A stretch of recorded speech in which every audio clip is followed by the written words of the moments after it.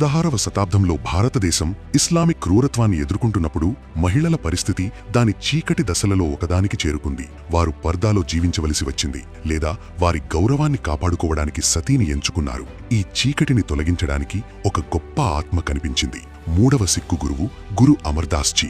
ఆయన బోధనలు ఇవ్వడమే కాకుండా సమాజంలో ప్రాథమిక మార్పులను కూడా తీసుకువచ్చారు. ఆ సమయంలో ఆ ఇస్లామిస్టులు మహిళలను తక్కువ స్థాయివారుగా ముద్రవేశారు. కాని గురు అమర్దాస్ జీ సో క్యూ మందా ఆఖియే జిత్ జమ్మే యాజన్ అని ప్రకటించారు. అంటే రాజులకు జన్మనిచ్చే స్త్రీ తక్కువ స్థాయివారు కాకూడదు. అవి కేవలం పదాలు కాదు. 1560లలో గురూజీ పీరీ వ్యవస్థను స్థాపించారు. అక్కడ ఆయన 52 మంది మహిళలను ఆధ్యాత్మిక నాయకులుగా నియమించారు.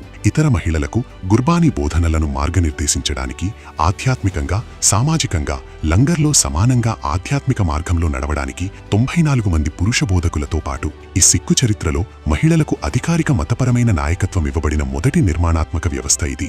ఈ ఉద్యమానికి నాయకత్వం వహించడానికి అతని కుమార్తె బీబీ భానీజీ మొదటి పీరి అయ్యారు. గోయింద్వాల్ జలంధర్ ప్రాంతాలలో మహిళలను వ్యవస్థీకరించారు. వారికి విశ్వాసం, విద్య, మతపరమైన అవగాహన వైపు మార్గనిర్దేశించారు. ఆమెతో పాటు బీబీ డానీ, బీబీ పాల్మై, దాస్ బైరాగి వంటి ఇతర మహిళలు కూడా వితంతువులు, అణగారిన మహిళలను ఉద్ధరించడమనే సందేశాన్ని తీసుకువెళ్లారు.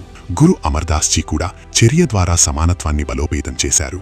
ఆయన గోయింద్వాల్ సాహిబ్ వద్ద 84 మెట్లతో కూడిన బావోలీని నిర్మించారు. ఇది సమానత్వానికి చిహ్నంగా మారింది. ఇక్కడ రాజులు, సామాన్యులు, ఉన్నత, తక్కువ, పురుషులు, మహిళలు అందరూ ఒకే నీటిని ఉపయోగించారు. పీరీ వ్యవస్థ, గోయింద్వాల్ సాహిబ్ వద్ద బావోలీ వంటి ప్రయత్నాల ద్వారా సిక్కు మతం పంజాబ్ దాటి భారతదేశంలోని ఇతర ప్రాంతాలకు, విదేశాలకు మహిళల నాయకత్వంలో వ్యాపించింది.